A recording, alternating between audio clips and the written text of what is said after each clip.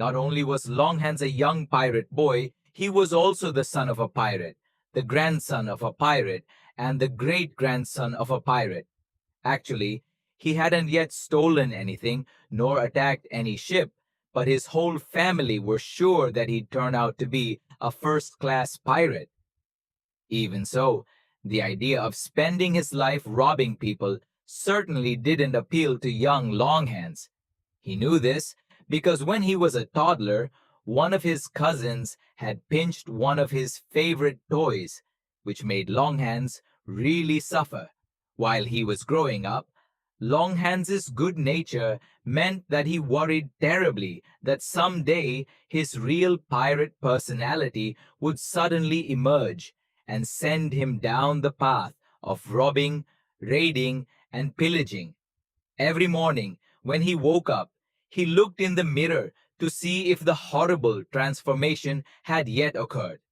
But every morning, he had the same pleasant sort of face he had had the day before. As time went on, it became obvious to everyone that Longhands wasn't a pirate, but the family tradition was so long and so wonderfully infamous that no one was bold enough to come out and say it.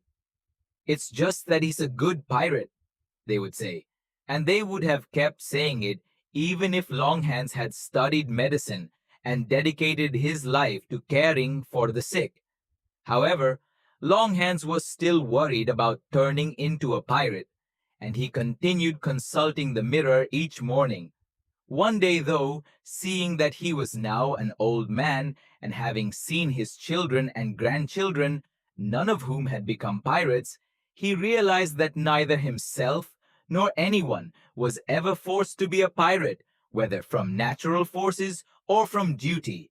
Everyone could do whatever they chose with their lives, and having chosen his own life and his own path, Longhands felt deeply happy that he never chose to be a pirate.